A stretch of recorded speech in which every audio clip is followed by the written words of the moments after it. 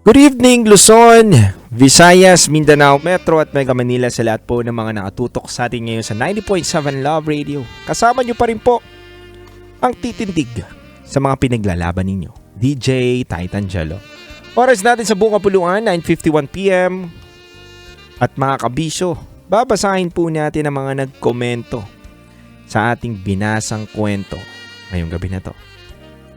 Unahin na po natin ang ating sender ngayong gabi na to na si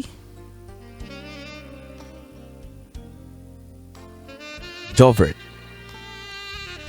Sabi dito ni Jovert, isang mapagpalang gabi idol DJ Titan Jello at DJ Rakitera. Amanda, wala naman kaming karapatang husgahan ka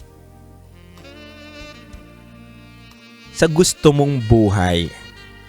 Kaya masasabi ko lang, go lang sa kung anong nagpapasaya sa'yo. Kung talagang malaki ang kargada ng taong minamahal mo, go lang ng go. Diba? Sa bagay, tama lang, diba? Kung doon ka nagiging masaya, doon ka nagiging masaya. Shoutout sa Team Bulacan Overdrive, lalo na daw kay Rojon, Brother Roger Tigbasa at kay J Mamba. Yan, maraming salamat, Sir Jovert. Tapos sabi naman dito ng isang ating sender na si Darwin. Ito. Sabi ni Darwin, hello po DJ Titan Jello at DJ Rakitera. Ask ko lang po gaano po ba kagwapo yang si Lester para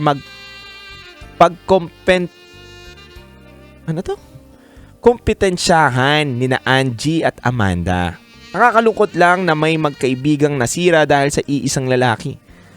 Siguro para kay Amanda, hayaan niya na lang yung panahon para magkapatawaran sila ni Angie. Sa ngayon, sariwa pa sa kanya yung nakita niya between her and Lester. Ito pa, sabi naman dito ni Alex, DJ Titan Jello, good evening sa'yo. At nais ko lang pong sabihin na, alam mo, mali po yung ginawa ni Amanda. Dahil unang-una, malapit po silang magkaibigan. Dapat hindi niya po sinulot o nagpabengbang agad ng basta-basta. Pinuhin mo, nasa dating pa lang itong si Lester at si Angie.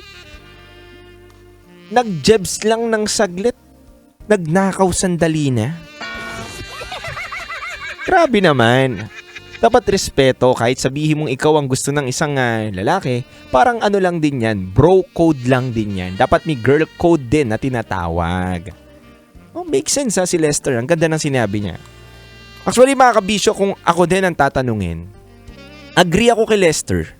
Na kasi kami mga lalaki, sa totoosin lang, dapat meron tayong tinatawag na bro code. Ibig sabihin, kapag K1, kay Pepe ay kay Pepe.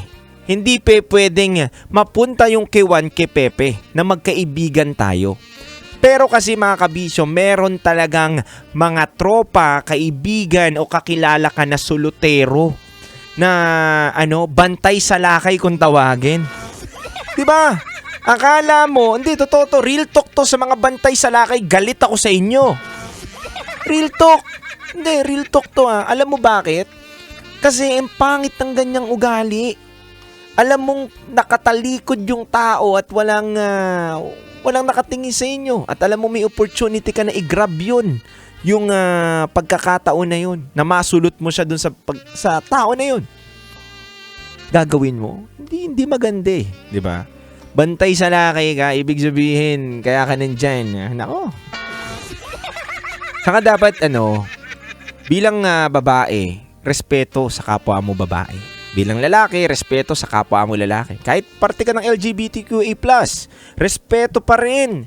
Na kapag gusto na ng kakilala mo, kahit nga hindi mo kaibigan kakilala mo na lang At ongoing pa yung kanilang getting to know each other, huwag kang papasok. Huwag kang mangingilam.